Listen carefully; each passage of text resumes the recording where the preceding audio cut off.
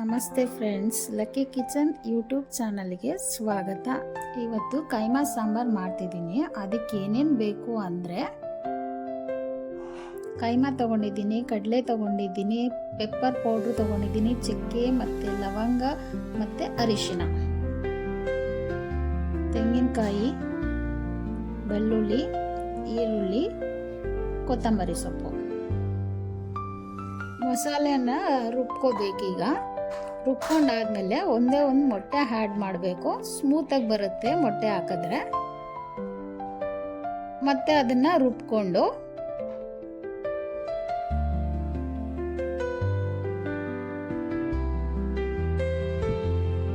ಇವಾಗ ರುಬ್ಕೊಂಡಾದ್ಮೇಲೆ ಇವಾಗ ಮಟನ್ ಕೈಮಾ ಏನಿದೆ ಅದನ್ನ ಮಿಕ್ಸ್ ಮಾಡಿಕೊಂಡು, ಮಸಾಲೆ ಮತ್ತು ಕೈಮಾ ಎರಡೂ ಮಿಕ್ಸ್ ಆಗಬೇಕು. ಅದಕ್ಕೇ ಒಂದ್ಸಲಿ ನಾವು ಗ್ರೈಂಡ್ ಮಾಡ್ಕೋಬೇಕು. ಇವಾಗ ನೋಡಿ ಗ್ರೈಂಡ್ ಆಗಿದೆ. ಗ್ರೈಂಡ್ ಆಗಿರೋದನ್ನೆಲ್ಲ ಒಂದು ಪ್ಲೇಟ್ಗೆ ಹಾಕ್ಕೊಂಡು ಇದನ್ನು ನಮಗೆ ಯಾವ ಸೈಜಿಗೆ ಬೇಕು ಆ ಸೈಜಲ್ಲಿ ಉಂಡೆ ಉಂಡೆ ಕಟ್ಕೊಂಡು ಇಟ್ಕೋಬೇಕು.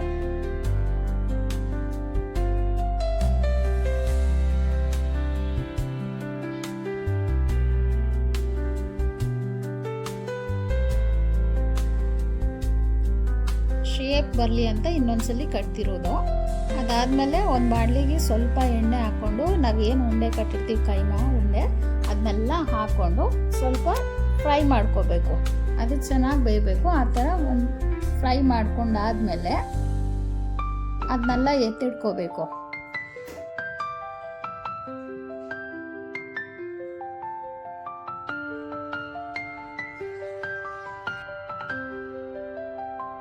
ಇವಾಗ ಸಾಂಬಾರು ಮಾಡಬೇಕಲ್ಲ, ಮಟನ್ ಸಾಂಬಾರು. ಅದಕ್ಕೆ ಮಟನ್ ತಗೊಂಡು ಅದಕ್ಕೆ ಅರಿಶಿನ ಈರುಳ್ಳಿ ಫ್ರೈ ಮಾಡಿಕೊಂಡು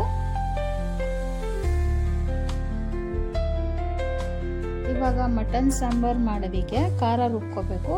ಅದಕ್ಕೆ ಎಲ್ಲ ಕಾಯಿಯಿಂದ ಹಿಡಿದು ಏನೇನು ಮಸಾಲೆ ಇತ್ತು ಅದನ್ನೆಲ್ಲ ಹಾಕ್ಕೊಂಡು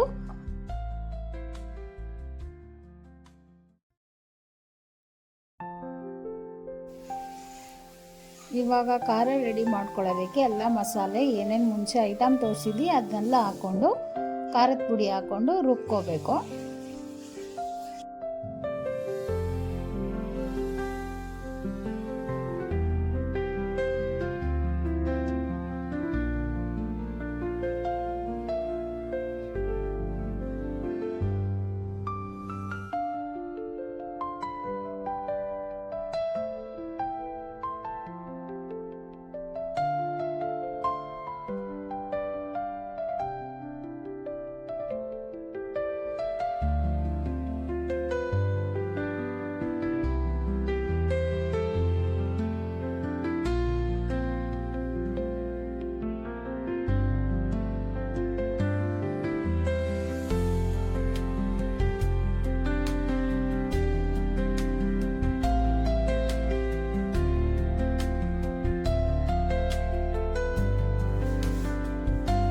ಇವಾಗ ರುಬ್ಕೊಂಡಿರೋ ಖಾರನ ಅರಿಶಿನ ಈರುಳ್ಳಿ ಜೊತೆಗೆ ಮಿಕ್ಸ್ ಮಾಡಿ ಹಾಕಿದ್ರೆ ಸಾಂಬಾರು ಒಂದು 90% ಕಂಪ್ಲೀಟ್ ಆಗುತ್ತೆ. ನೆಕ್ಸ್ಟು ಖಾರ ಒಂದು ಸ್ವಲ್ಪ ಕುದಿ ಬಂದಮೇಲೆ ನಾವೇನು ಮಾಡ್ಕೊಂಡಿದ್ದೀವಿ ಆ ಕೈಮಾ ಉಂಡೆ ಎಲ್ಲ ಸಾಂಬಾರಿಗೆ ಹಾಕಬೇಕು.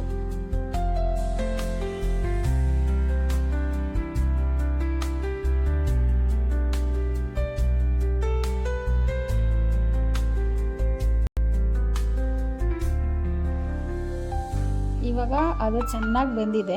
ಅದಾದಮೇಲೆ ಲಾಸ್ಟಲ್ಲಿ ನಾವೇನು ಕಾಯಿ ಆಡಿಸ್ಕೊಂಡಿರ್ತೀವಿ ಅದನ್ನ ಹಾಕಿ ಮಿಕ್ಸ್ ಮಾಡಬೇಕು.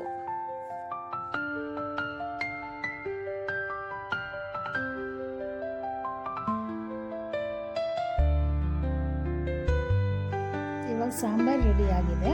ಲಾಸ್ಟಲ್ಲಿ ಒಂದು ಚಾಕುನ ಬಿಸಿ ಮಾಡಿಕೊಂಡು ಸಾಂಬಾರಿನಲ್ಲಿ ಡಿಪ್ ಮಾಡಿದ್ರೆ ಏನು ಕಾಲು ಧೂಳು ಆಗಲ್ಲ ಅಂತ ನಮ್ಮ ಮನೇಲಿ ಹೇಳ್ತಾರೆ. ಸೊ ನಾವು ಅದೇ ಥರ ಮಾಡೋದು ಯಾವಾಗ್ಲೂ.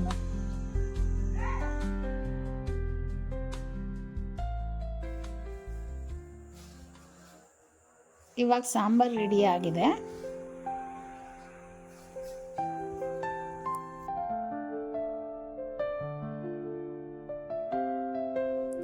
ಇವಾಗ ಮಟನ್ ಕೈಮಾ ಸಾಂಬಾರ್ ರೆಡಿ ಇದೆ.